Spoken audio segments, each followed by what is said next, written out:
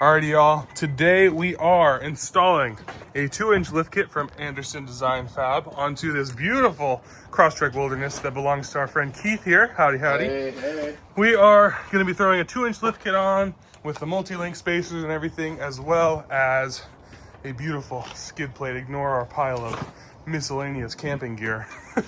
But this should be pretty sweet. So I won't show you the full process because it's basically the same as every other Subaru out there, but this should be fun. And here we are looking at this incredible packaging. I haven't actually opened up one of their lift kits like this in a little while, but they come beautifully packaged in all this custom cutout stuff. So I'm excited to get it in there. But all right, we are in the rear suspension of the Crosstrek Wilderness. We are going to be dropping the subframe first. One thing that I like to do when dropping subframes is you keep the jack underneath the diff. Kind of helps you keep everything up. But what I like to do is I keep the shocks attached. I'm going to disconnect the sway bar from the chassis here. And then I'm going to slowly lower the subframe, but I'm not going to remove it fully, the bolts that are underneath, until I get to the point where I'm like a couple of threads on either of them. And then I'll take this one out and then the opposing forward one out. So that way it's held in two opposite corners. This one will be holding it and that far one will be holding it. Then I put the new subframe spacer in, get it all snugged and put down, and then I install the other one here. That way I never have to fully drop the subframe. It's never loosey-goosey on me. It's never really out of alignment. So it's a little thing I've picked up over the years. I'm a fan of it. Maybe it's not quite the right way, but it works well for me. So we're gonna do that. Alrighty, so this is my methodology, guys. We have loosened, but not fully removed, these, this one and the opposing subframe bolts. So they're crisscrossed from each other. And then fully removed the rear one. And so this will allow me, once I drop the jack a little bit, to fit in the new subframe spacer, get it installed, but the whole thing is still roughly in place. The shocks are holding it up.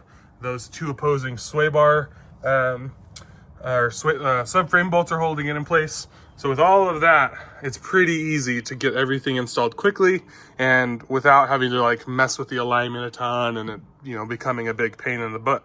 So we're gonna get this one in and then I'll kind of show you just so you can visualize it better. Alrighty guys, so here we can see we've got this bolt holding everything in over here.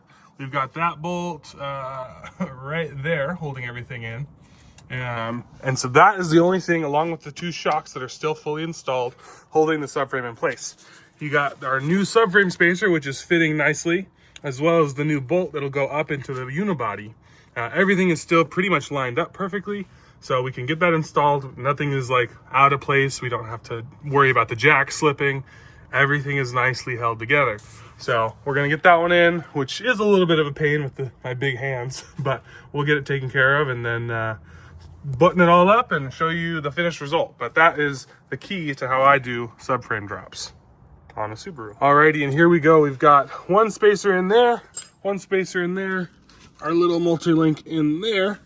We still need to do the sway bar spacer and then of course install the top hat spacer. But you can see we've got our lift in. We didn't have to fully drop the subframe at all, and it was much easier to handle. Everything stayed lined up and there's no risk of cross threading, which is unfortunately more common when you fully drop the subframe. So that's my little tip of the day and thing I love to do when I'm installing a lift kit. I do this on pretty much any modern Subaru.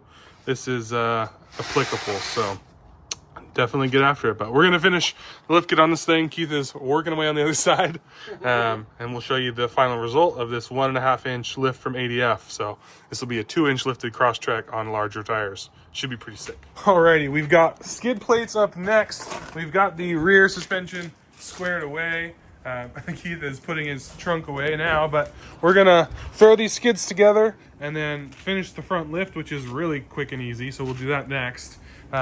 But we're gonna get this done. Not too bad, but in true P&W fashion, it is raining. So we're kind of cruising through, but let's get it done. Oh yeah. And here we go. Nice and lifted. This thing looks so much better. I'm loving it.